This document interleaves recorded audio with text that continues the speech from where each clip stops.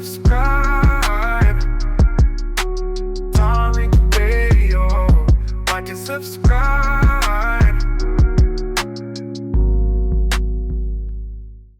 Ladies and gentlemen, back by popular demand, everybody's favorite, we got the legendary Chief Dusty Wolf in the building, ladies and gentlemen. Chief Dusty Wolf, hop on in.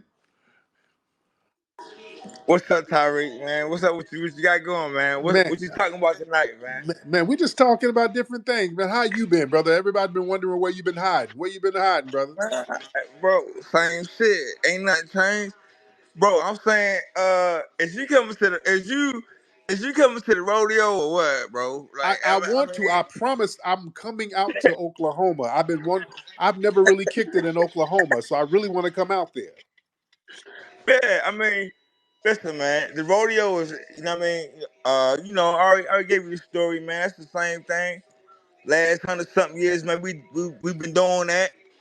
You know, but bro, I mean, it's like when we talk about this lineage thing, man, like, you know what I mean, it's deep. It's not, I mean, you know what I mean, what's what, who's who type shit, like, you feel me? And when we look at the movie Sinners, right, it's like we're seeing all this shit right play out from a perspective in you know what I mean, a writer's perspective, right? Because to write like that, right, you had to have experienced some things. Like, you know what I'm saying? Now, You how'd had you to feel have about the movie? You saw the movie. How'd you feel about it, King? I, I, I seen a movie yesterday, right? Last night at IMAX, right? All the, you know what I mean, the lights and everything was loud and right there in your face type shit. Like, you know what I'm saying? So I seen it this last night for the first time, right? And I hear everybody saying, "Oh, they want to watch the movies 2, 3 times and shit like that." Like, I'm like, shit, I don't gotta watch this shit no more. Then I already seen this shit. Like, you know what I'm saying? Yeah. It's like I already seen this shit, and it's like I don't gotta watch the movie 2, 3, 4, 5 times. Like, you know what I'm saying? Because, you know what I'm saying, we know type shit, right? So it's like, you know, right after I watched the movie, right? And then we had some floods out here in Oklahoma, right? It was like real, like just wet, rainy type of shit. Like, as soon as I wanted, like, tornadoes, right? You know what I'm saying, flying around. But, right, the ancestors, you know what I'm saying? You know what I mean? When I went there, they was speaking like, like wind whispering, like, yeah, calm that tornado down. That's just, you know what I mean? It's brewing, and it's like, you know what I'm saying? Right. Speak to it and let that wind just, you know what I'm saying? Not harm the people type shit. Like, bro, this shit deep. Like, so what I'm But what do saying you is, like, what did you think about the movie, Chief?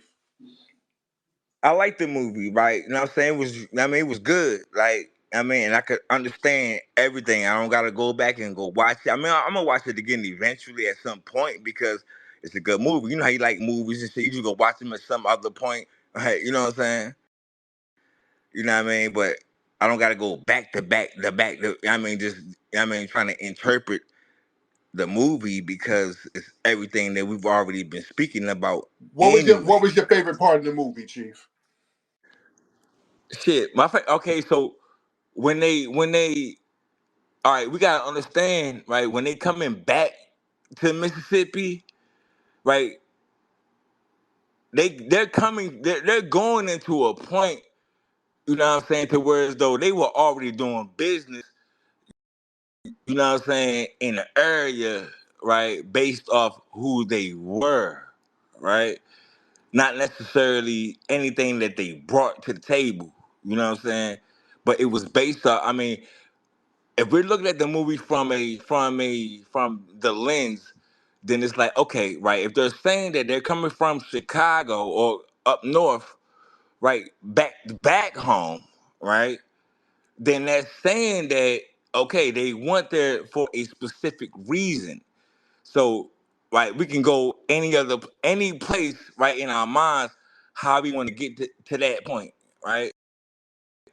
Now, when you get to that point and then you bring that story forward, right? When they're coming back home, right, and they're saying, okay, we're gonna do this because, right, we didn't win, you know what I'm saying, and soaked up some game and type shit, and you know what I mean, got around some people based off of who we were as individuals, right? So when they went and soak that game up, they come back home, right? So they trying to put everybody on, right? Shit moving, it's popping, right? Everything going, right? But then, right, pussy politics comes into play. You see what I'm saying? And then that's the part that, you know what I'm saying, we're talking about now when we're talking about delineation and what's what, who's who type shit, because these pussy politics, women, right? These things are very important to understand, right? Who you fucking on and who you dealing with type shit. You see what I'm saying? Because, right, when entering a house, it's not just right entering a physical house, right? You know what I'm saying? So in turn, that's where the vampires come in type shit. Like, you see what I'm saying? You know what I mean? Because it's like we don't understand, right, absolutely what you're dealing with and who your people are, and or extended people are, right, and you ain't building on those families, then it's like, you know what I'm saying, you know, that's how the vampires come in, and right, that's how those doors are open. You see what I'm Yes, saying? indeed. These portals, right? Yeah, these are portals. There you You go. see what But I'm saying? thank you so much, Chief Dusty Wolf. Ladies and gentlemen, that was the legendary Chief Dusty Wolf giving a review of the movie Sinners, only the way that Chief Dusty Wolf can give it. So we always gotta hear from my good brother Chief Dusty Wolf out there in Bowley, Oklahoma. All right. Mr. That's everybody's favorite, Chief Dusty Wolf. All right. Um, let me get let me let me see. Y'all raise your hands. Y'all raise your hands because we got a lot of folks in here. What's up, the lovely Kenny T? I see you, lovely. I see you, dear. Let's see. Let's get Ghost. Let's get Ghost St. Patrick. Ghost St. Patrick. What's up, Ghost? What's going on, Tariq? How you doing, man? Man, I'm blessed, man. What up, Oh, though? I wanted to say to back up a little bit of what my man said about Dion. And you was like, yeah, sometimes we gotta, he did a lot for Jackson State. He did that because he wanted to coach his son in college.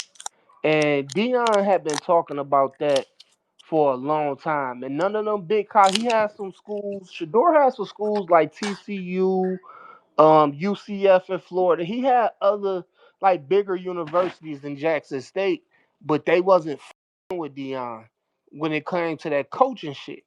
So he went to Jackson State out of being able to take over the program, and then you seen as soon as that big white program came in and offered them some money, once they seen the potential that Dion could do to they fucked up program, because Colorado was one of the worst programs in the whole Division One. mm-hmm, Like won like 4 or 5 games, like 5 or 6 games the 3 years prior altogether. mm-hmm, So when when when he said that shit about Kaepernick, which he did, as my man stated, and when he said that shit, when that white boy called that girl a nigga, I remember all that shit about Dion. mm. But he is a positive role model to his son, so I gave him a little bit of a break. But man, like me and you, we wouldn't have did none of that shit that Dion did, especially a man of your stature who the people look for information and shit like that. We gotta hold like Dion to the same standards that we hold ourselves to, Tariq. And again, we got to give props where props are due because when Dion was over at Jackson State, he contributed half of his salary to the facility, so he did good things. I'm not going to take that away from him. Yes, yes, yes, yes. He Yeah, you did. know what I'm saying. He So did. I'm gonna Yeah, pop he my did. collar. He didn't have to do that. So, I get, he has to kind of play politics sometimes, but he's done some good things. And, I think the good outweighs the bad because you got some of the, it ain't like he's out here samboing and then ain't doing nothing. You know what I'm saying? Yeah, Right, sure. right, right. Okay, and I got something else to say because all right, so today Trump. So I don't know where the this shit going on, but it's starting to worry me. So we know whether it's Kamala who's Indian and Jamaican, or whether it's Barack Obama who's half white and Nigerian. This shit about Stephen A. Smith running for president is getting louder and louder. Lord. He's a first generation Caribbean. He's from St. Thomas or St. Yeah, Caribbean. St. Thomas. His Yeah. parents, yes, first, but he's like first Right. generation. This shit is worrying me. For one, all of us in here know that these niggas don't mind getting a Caribbean or African to run for president, but have a problem with an FBA. But two, what the fuck is going on, like with the strong black politicians, to where we're not making no noise or some? We need to start putting our money behind to get them the millions of dollars to make their campaign bigger. Because this shit to where Stephen A, this shit is getting loud. Like, this ain't no quiet rumblings no more. Yeah. He's on all these political talk shows on MSNBC and Fox. Like, he's like taking this shit serious. Yeah, he's gonna finesse a bag out these folks because the community. See, look, and thanks for the call. Let me break this thing down. With Stephen A. Smith running for president, look, that ain't gonna go nowhere because Stephen don't have the black grassroots like that. People listen to his sports commentary, but supporting him for his political views, no, he's been samboing way too heavy. We didn't forget that. So the from a political standpoint, the black grassroots ain't rocking with him. And you're not really going to get that far without significant black grassroots support. Yeah, they're not going to get that far. See, because we already know he's a tether. See, the only way they could get these folks to get support from us is if we don't realize that they're tethers. Now we're doing paperwork checks. See, that could go down, over a decade ago, but now we're checking paperwork. That's why Kamala crashed and burned.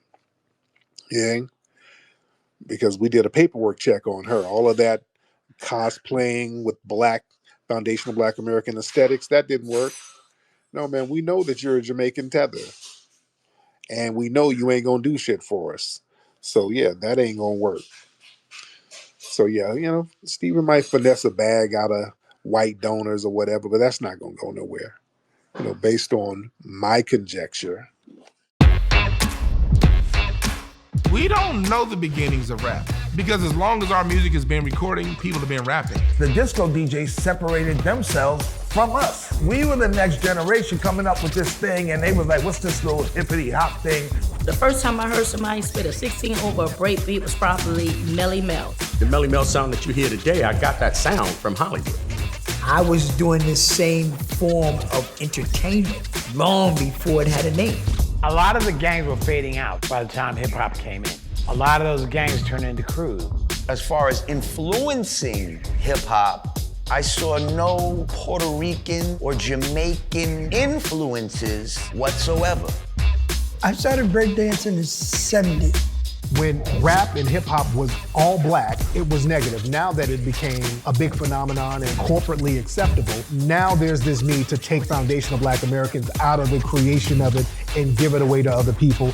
And it's important for us to set the record straight.